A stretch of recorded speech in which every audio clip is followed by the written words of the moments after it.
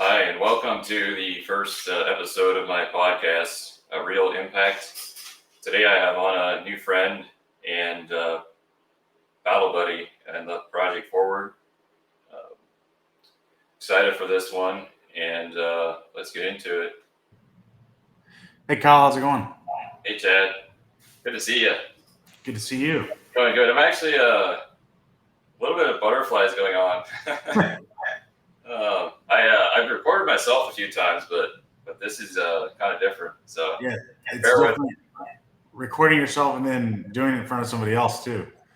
Yeah, that's it's definitely different. But yeah, so thank you for being here.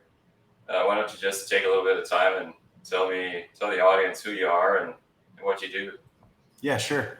My name's Chad Arnold. I'm from Oklahoma City. Live in Oklahoma City. I've got a wife, Tori, and then three kids, three boys. I have Lincoln, who's 5, Lyle, who is 2, and Lachlan, and he's 6 weeks old. So I have my hands full just with that. Um, I work in commercial real estate, and then Tori and I we own some coffee shops here in town or in Oklahoma, and then looking forward to getting into flipping houses and buying houses subject to, and then hopefully starting a podcast on my own, and hopefully have you on here in a couple of weeks. So that's pretty much it. Yeah, I love it. Love it. Sounds like you've got a lot going on. Um, I'm curious. What do you said you're a commercial real estate? What do you do in that space? Yeah. So for the last about 5.5 years, I've been in commercial real estate. I worked for a developer in town. He built primarily like retail and office buildings and medical office space. So I helped him develop, so dealing with architects and engineers, and then also leased his space. And then when he needed to sell property, I helped him sell it. And then when he needed to buy property, helped him buy it. And then in January, I actually changed brokerages. I work for a different broker in town now, and I just do. It's called triple net or investment sales. So basically, I sell properties that have leases on them. So in commercial real estate, um, a lot of times the value of the property is based on the lease, not necessarily the building. Where residential is like, hey, the house across the street sold for this, so our house is worth this. Commercial, it's basically backed by the tenant and the length of the lease and the tenant's credit, and so that's the space I'm in. Hmm. Yeah, that's interesting. I'm more on the multifamily side of things, but um, yeah, it's basically based off of the NOI Yep. versus where single family it's more based on the comparable sales Right. area. So that's one way it differs. But what's nice about it is there's opportunity to if you buy a property, there's opportunity to force the value Mm-hmm. on a building or on an asset by just being able to raise rents or managing it better. So Yep. it's definitely Exactly. one of the great things about that type of asset is that ability to force the appreciation. What so you obviously family is pretty important to you, um, and with three you said three young ones. Yeah. Yeah, that's awesome. What I guess what are your goals for your future with your family and what do you want to achieve with real estate? Yeah. I can't say that I have like a set goal as far as like I want to own this many doors in real estate. Um, right now, it's kind of an ambitious goal, but we want to buy a house a month to flip. Hmm. So if we can put a one house under contract a month, we're doing good. Um, but ultimately, with my family, with the real estate, the triple net sales, I don't have to go and open properties. I don't show spaces anymore. It's all online, and it's all about emailing and phone calls. So like, uh, my main goal is to spend as much time with my family as possible. Um, So kind of my wife and I would joke like Monday through Wednesday is our work week. So we try to crank out everything those days, and then we just spend time together and just try to be intentional with it. And just, God's blessed us with a pretty awesome business, and we're just trying to be good stewards of it. And so that way we can impact not only our kids but their kids, and just teach them that, like Pace says this a lot. He's like, working harder does not mean more money, and so if we can teach them how to put systems and processes in place and take our kids to our flip houses or take them to our coffee shops, and we obviously we don't work a traditional time. Like I have a call tonight at 10 o'clock with my accountant, my bookkeeper. Now that doesn't happen all the time, but Thursday, Friday will be really flexible, and I'll be at home all day. So it's just a different pace than what I've been used to. I've been working 8 to 5 since I got out of college. And then January is when this all switched. So. Mm-hmm. So you work mostly from home then? Yeah.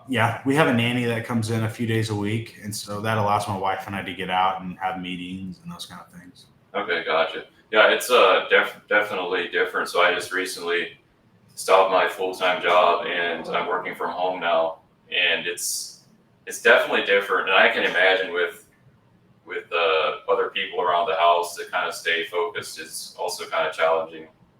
Um, Yeah.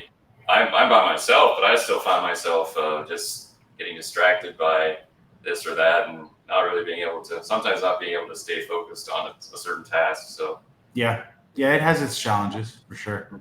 but it's still rewarding as well because, like you said, you can spend time with your family and get to have that good side of it as well. So. Yeah.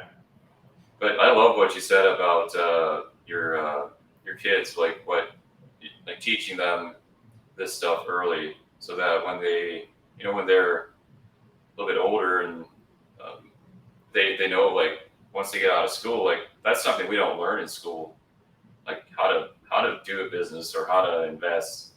I feel like that's something they should teach a little bit better, and I like that you are getting them involved at this early age to be able to be financially savvy when they get older and get out of school. So I love Yeah. that. Yep. But yeah, man. I guess this podcast is kind of centered around empowering other entrepreneurs to take that leap of faith and to get started and like maybe start a business or start a podcast or just whatever it is, to jump out. And it's kind of a big step to take to start a business. So what would be like one piece of advice you could give to someone that's thinking about starting a business? I would just say start. Start. I mean, that's half the battle, is even, and myself included. Like my wife and I's first house, we bought it when we were engaged, and it was a full remodel, and we ended up doing really well on it. We sold it. We did great on it. And then we built a house, our first house. We did awesome on it. And then we just moved into another house that we just built, and we already have crazy equity in it, and we've been talking about flipping houses as like an investment for the last 8 years. Like, just been talking about it. And then I got into sub two with Pace, and that kind of was like, all right, I need to make my money back. I just wrote him a check, so I better take some action here. So it's like, it's just as simple as taking action. I know a lot of people that worked a 9 to 5 and they had a side hustle and they were on the fence about going full time on their side hustle. Most everyone that I know that went full time in their side hustle will never look back at their desk job. Like, they're so much happier, and they work a lot, but they're making more money, and they decide when they work. That's the beauty of it. Mm-hmm. Yeah, I like what you said about just taking action. It's hard, but at the same time, it's like that's how you learn. And also, you could look at it this way: by not owning real estate, you're actually losing money. By all the equity you're not gaining. So I like that that way of looking at things. And the taxes. Yeah, that's I true mean, too. Like there's so many things that are beneficial about having real estate. people buy real estate to start mostly for the cash flow, right? Or Hmm. like for the flip. Like let's say you're going to buy a long term house. It's like, yeah, I'm going to make $100, $200 a month. But like after cost seg and stuff up front, you can really lower your tax bill, and the house is appreciating. Your mortgage is getting paid down every month on top of the $100 or $200 in cash flow. So there's just so many benefits. Hmm. Yeah, there definitely are. I I haven't. So I have had a duplex for 3 years now. But what I did when I bought it was I paid cash for it. So and that was back when the interest rates were like at what Oh, 3%. And now I'm kind of kicking myself because I could have bought like three houses, and now I would have tons of equity. But you live and you learn. yeah, I used to be kind of on the more like a Dave Ramsey type, where I like thought all debt was bad, and I yeah, still think he's got some very good principles, yeah, but there's definitely some things that I've learned a lot more about the just how money works, um, that I wish I would have done differently. But yeah, yeah. I, I'm pretty leveraged. Um, I'm a risky individual. My wife actually is too, which is kind of rare. mhm, So I probably need to rear back a little bit, and you know, but we just like to just add more to the plate as long as it cash flows. Um, so I mean, there's nights like you wake up and you're like, man, I need to pay some of this stuff off. But then the cash flow comes in, and so it's a balance. I think, like you say, like on a business level, I think there's good debt, and then maybe on a personal level, it's like, all right, let's pay some of this off personally, mhm, and then as long as it's an asset, like Robert Kiyosaki, if it's producing income, it's an asset. Like he doesn't consider your house an asset because it's mhm. not producing income. Yours is, assuming you live in one half of the duplex. Well, I actually don't. Oh, I did buy my personal house, and yeah, well, that's the one kind of debt I definitely would like to get rid of because it's not getting paid down by a tenant. So, yeah. See, I um, don't ever want to pay off my house. I think it's like cars and stuff, but so yeah, that's one thing I've always paid cash for my cars as well. So yeah. I'm still trying to change that change that mindset a little bit, but I'm working on it. Yeah. I'm gonna switch gears a little bit.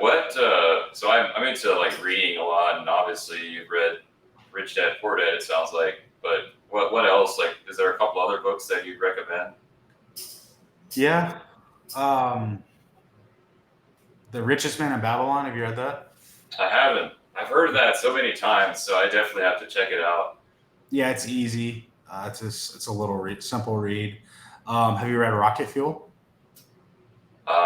No, I've done the rocket fuel test, but I haven't read the book yet. So you understand the premise of it?